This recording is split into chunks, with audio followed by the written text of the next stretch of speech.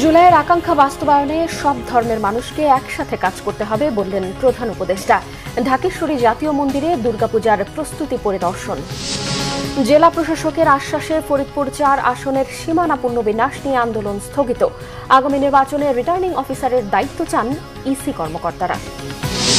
আন্তর্জাতিক অপরাধ ট্রাইব্যুনালে দ্বিতীয় দিনের মতো সাক্ষ্য দিচ্ছেন সাংবাদিক মাহমুদুর রহমান। বললেন, নিহতদের পরিবারের সান্ত্বনার জন্যই হত্যার বিচার হতে হবে। পিটার হাস নয়, দেশের প্রয়োজনেই এক্সিলারেট এনার্জি থেকে এলএনজি কেনা হচ্ছে, দাবি অর্থ উপদেষ্টার।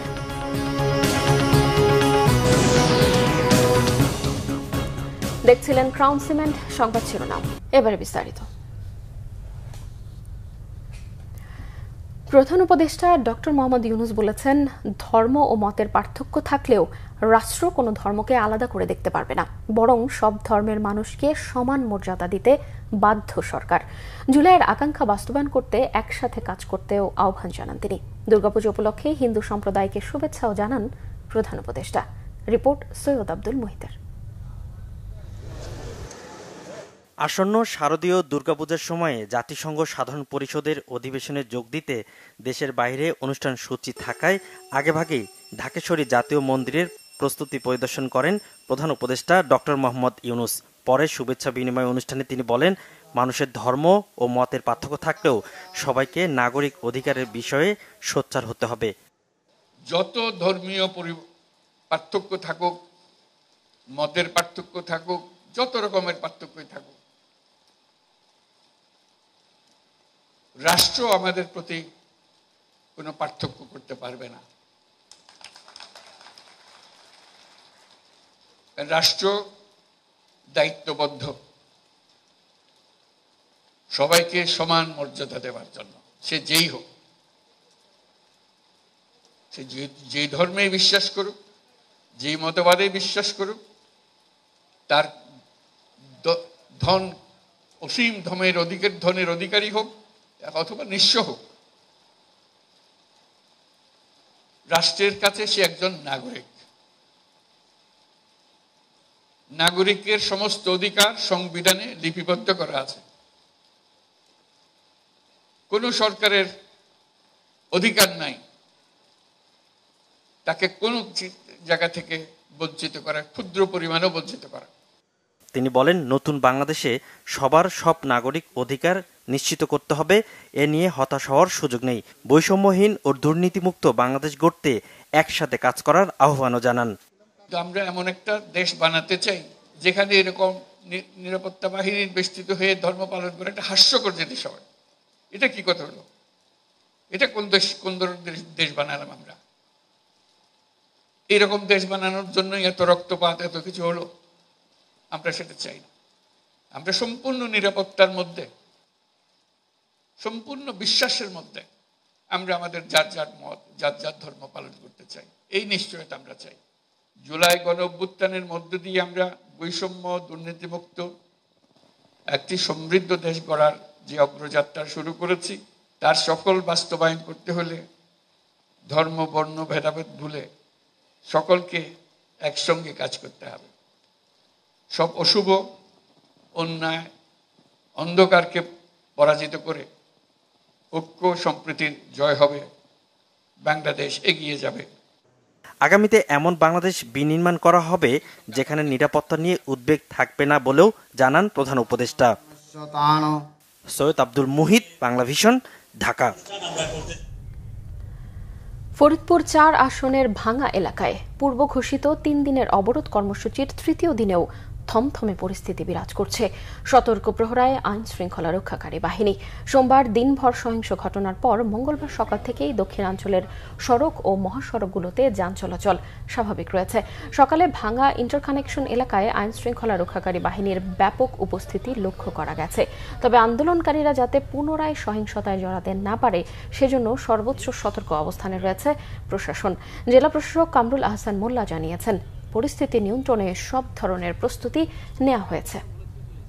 হচ্ছে যে আমরা নির্বাচন কমিশন সচিব স্যারের সাথে কথা বলেছি ব্যক্তিগতভাবে আমি, এবং পাশাপাশি মানুষের আবেগ অনুভূতি তুলে ধরে একটি রিপোর্ট পাঠিয়েছি। সেই রিপোর্টটি তারা বিবেচনা করবে। পাশাপাশি যেহেতু এটি একটি রিট হয়েছে, আগামী সম্ভবত 21 তারিখে এটা শুনানি হবে। তাহলে 21 তারিখে শুনানি হলে আমরা এটা বুঝতে পারবো যে কি কোন দিকে যাচ্ছে। আমি এই সময়ে বাংলার সর্বস্তরের মানুষকে অনুরোধ জানাবো, তারা যেন তাদের কর্মসূচি থেকে সরে আসেন এবং সময়ের জন্য অপেক্ষা করেন। এদিকে বাগেরহাটে 4টি সংসদীয় আসন বহাল রাখার দাবিতে সর্বদলীয় সম্মিলিত কমিটির ডাকে জেলার সব উপজেলায় নির্বাচন অফিসের সামনে অবস্থান কর্মসূচি পালিত। সকাল 9টা থেকে সর্বদলীয় সম্মিলিত কমিটির নেতারা জেলা নির্বাচন অফিসের সামনে অবস্থান নিয়ে বিক্ষোভ করেন। চলমান কর্মসূচিরই অংশ হিসেবে পূর্ব ঘোষিত ও আজ বুধবারের দিন অর্ধদিবস হরতাল প্রত্যাহার করেছে সর্বদলীয় সম্মিলিত কমিটি। এর পরিবর্তে জেলার সকল উপজেলায় অর্ধদিবস নির্বাচন অফিসের সামনে অবস্থান কর্মসূচি ঘোষণা করা হয়েছে। সনাতন ধর্মাবলম্বীদের দুর্গোৎসবের প্রতি সম্মান জানিয়ে এই সিদ্ধান্ত নেওয়া হয়েছে।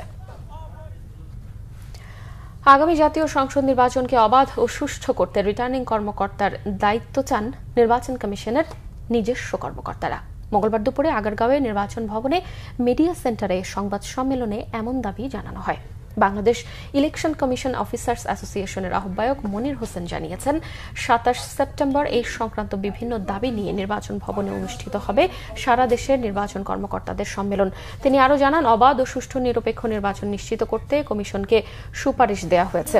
কমিশন তা আমলে নিয়েছে। নির্বাচন ব্যবস্থা সংস্কার কমিশনের পক্ষ থেকে ভালো নির্বাচনের জন্য সুপারিশও করা হয়েছে। সংবাদ সম্মেলনে 3টি দাবির পাশাপাশি সুন্দর নির্বাচন আয়োজনে কমিশনকে বেশ কিছু পরামর্শ দেয় অ্যাসোসিয়েশনের পক্ষ থেকে। নির্বাচনের সকল দায়িত্ব কিন্তু আমাদের কর্মকর্তারা পালন করেন, অর্থাৎ নির্বাচন ম্যানেজমেন্ট অ্যাসপেক্ট। তো রিটার্নিং অফিসার যদি তারা হয়, আমাদের কর্মকর্তারা হন, অবশ্যই আমরা তো কমিশনের বাইরে অন্য কোথাও যাওয়ার আমার কোনো সুযোগ নেই যে নির্বাচনের পরে অন্য কোথাও চলে যায়। সুতরাং আমার উপর সম্পূর্ণ নিয়ন্ত্রণ তদারকি করার মনিটরিং কমিশনের সুযোগ আছে এবং ডেফিনেটলি আমাদের সেই অভিজ্ঞতার আলোকে, দীর্ঘ বাস্তব অভিজ্ঞতার আলোকে আমরা অবশ্যই বিশ্বাস করি ইলেকশন যে কোনো সময় আমরা ভালো নির্বাচন করার জন্য আমরা প্রস্তুত আছি। জুলাই আগস্টে সংঘটিত মানবতা বিরোধী অপরাধের মামলায় সাবেক প্রধানমন্ত্রী শেখ হাসিনা ও সাবেক স্বরাষ্ট্রমন্ত্রী আসাদুজ্জামান খান কামাল, সাবেক আইজিপি চৌধুরী আব্দুল্লাহ আল মামুনের বিরুদ্ধে দৈনিক আমার দেশ পত্রিকার সম্পাদক মাহমুদুর রহমানের সাক্ষ্য শেষে জেরা চলছে। মঙ্গলবার বিচারপতি গোলাম মর্তুজা মজুমদারের নেতৃত্বাধীন আন্তর্জাতিক অপরাধ ট্রাইব্যুনাল 1-এ জেরা অনুষ্ঠিত হচ্ছে। এদিকে শেখ হাসিনার বিরুদ্ধে সাক্ষ্য দিতে ট্রাইব্যুনালে গেছেন এনসিপির আহ্বায়ক নাহিদ ইসলাম। দ্বিতীয় দিনের সাক্ষাতে দেশে জুলাই গণঅভ্যুত্থানে প্রায় 1400 আন্দোলনকারী নিহত হয়েছে। জাতিসংঘের এমন পরিসংখ্যান সহ বাংলাদেশে শেখ হাসিনা সম্পর্কিত আন্তর্জাতিক বিভিন্ন প্রতিবেদনে সাক্ষ্যতে তুলে ধরেছেন মাহমুদুর রহমান। যারা এই হত্যাকাণ্ডের নির্দেশদাতা তাদের বিচার চান তিনি। বলেন, শহীদদের পরিবারের শান্তি পাবে, ফ্যাসিস্ট সরকারের যেন আগমন না ঘটে। আর এরপর এই মামলায় আজ সাক্ষ্য দেবেন জাতীয় নাগরিক পার্টির আহ্বায়ক নাহিদ ইসলাম। এখন পর্যন্ত 46 জনের সাক্ষ্য গ্রহণ রেকর্ড করেছে ট্রাইব্যুনাল। গেল 10 জুলাই শেখ হাসিনা, আসাদুজ্জামান খান কামাল ও মামুনের বিরুদ্ধে আনুষ্ঠানিক অভিযোগ গঠন করে বিচার শুরুর আদেশ দেন ট্রাইব্যুনাল। এই মামলায় তাদের বিরুদ্ধে মানবতা বিরোধী অপরাধের 5টি অভিযোগ আনে প্রসিকিউশন। দর্শক, এই মুহূর্তে আন্তর্জাতিক অপরাধ ট্রাইব্যুনালে রয়েছেন আমাদের বিশেষ প্রতিনিধি আহমেদ সরওয়ার। সরাসরি কথা বলবো তার সঙ্গে। সরওয়ার, ট্রাইব্যুনালে দ্বিতীয় দিনের সাক্ষ্যে আমার দেশের সম্পাদক মাহমুদুর রহমান কি বলেছেন, আর নাহিদ ইসলাম কি গণমাধ্যমকে কিছু জানিয়েছেন?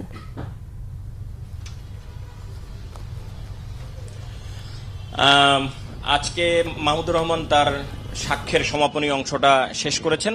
আসলে এর আগে উবে যা বলছিলেন, আগের সংবাদে যা বলেছিলেন, মাহমুদুর রহমান আসলে সেই জিনিসগুলি বলেছেন।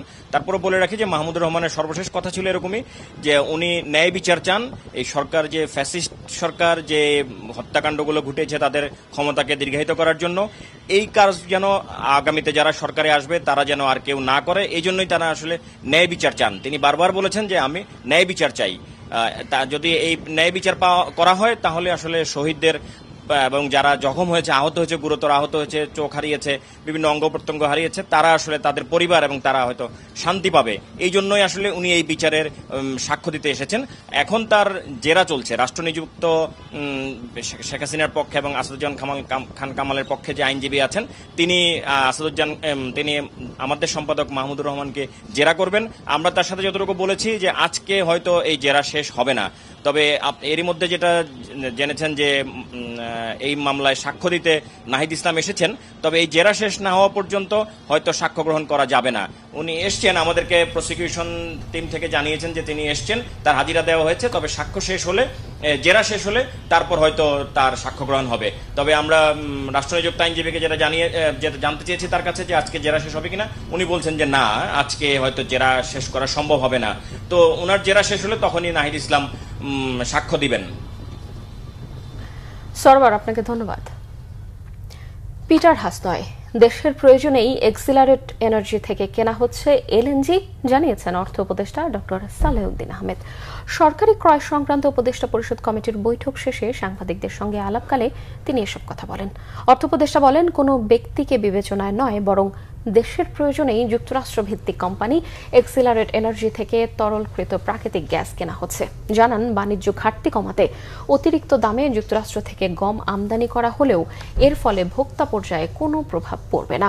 সার আমদানিতে যে দুর্নীতির অভিযোগ উঠেছে তা সংশ্লিষ্ট মন্ত্রণালয় খতিয়ে দেখবে বলেও আশ্বস্ত করেন তিনি। কর্মসংস্থান বাড়াতে সরকার নতুন উদ্যোগ নিচ্ছে বলেও জানান অর্থ উপদেষ্টা। বিরাট প্রভাব পড়বে, নেগেটিভ প্রভাব পড়বে। আমরা তো সব ইন্টারন্যাশনাল প্রাইসগুলো কম্পেয়ার করে দেখি, সেটা এই আমেরিকা হোক, চায়না হোক, বা সৌদি আরবিয়া হোক, কাতার অবশ্য এখন বন্ধ চুপচাপ, অন্যগুলো আমরা করছি, কম্পেয়ার করে করছি, এত সহজ না। আমেরিকা হলে আমরা দিয়ে দেবো। পিটার হাসকে আমরা জানি হতো, পিটার হাসকেই কোথায় করে, এর আগেই সে ছিল কি জানি মরিয়ার্টি ছিল না, সে তো গার্মেন্ট, আমরা কি গার্মেন্ট ওখানে দিয়ে দিছি ওর জন্য।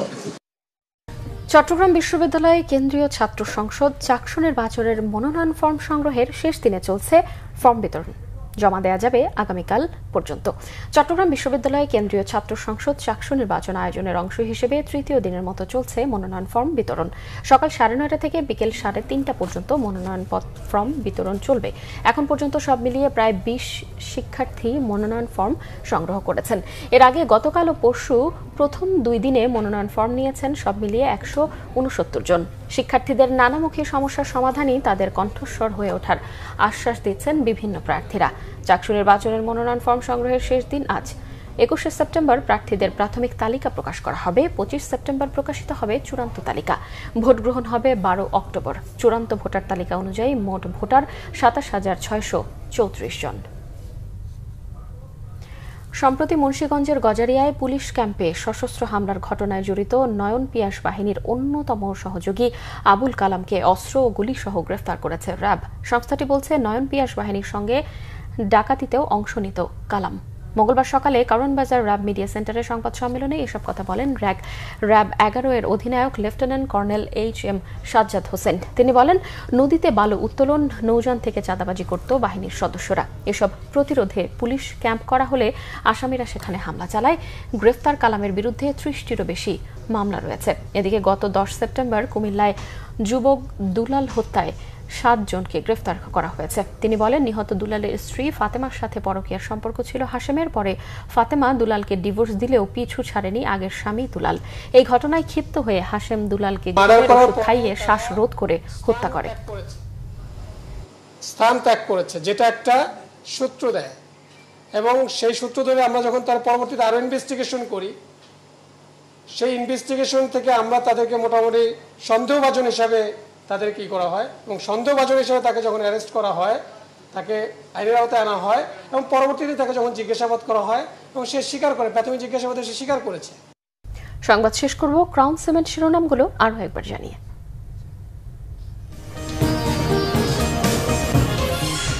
জুলাইয়ের আকাঙ্ক্ষা বাস্তবায়নে সব ধর্মের মানুষকে একসাথে কাজ করতে হবে বললেন প্রধান উপদেষ্টা। ঢাকেশ্বরী জাতীয় মন্দিরে দুর্গাপূজার প্রস্তুতি পরিদর্শন। জেলা প্রশাসকের আশ্বাসে ফরিদপুর 4 আসনের সীমানা পুনর্বিন্যাস নিয়ে আন্দোলন স্থগিত। আগামী নির্বাচনে রিটার্নিং অফিসারের দায়িত্ব চান ইসির কর্মকর্তারা। আন্তর্জাতিক অপরাধ ট্রাইব্যুনালে দ্বিতীয় দিনের মতো সাক্ষ্য দিচ্ছেন সাংবাদিক মাহমুদুর রহমান। বললেন, নিহতদের পরিবারের সান্ত্বনার জন্যই হত্যার বিচার হতে হবে। পিটার হাসনয় দেশের প্রয়োজনেই এক্সিলারেট এনার্জি থেকে এলএনজি কেনা হচ্ছে, দাবি অর্থ উপদেষ্টার। দর্শক, এই ছিল এখনকার মতো। পরের সংবাদ বিকেল 4টায়। এর আগে দুপুর 3টায় রয়েছে নিউজ টপ 10 দেখার আমন্ত্রণ রইল। এছাড়াও বাংলাভিশন সংবাদ ও সংবাদ সংশ্লিষ্ট অনুষ্ঠান দেখতে ভিজিট করুন www.bbnews24.com ও facebook.com/banglavisionnews এবং সাবস্ক্রাইব করুন youtube.com/banglavisionnews। এতক্ষণ সঙ্গে থাকায় ধন্যবাদ সবাইকে।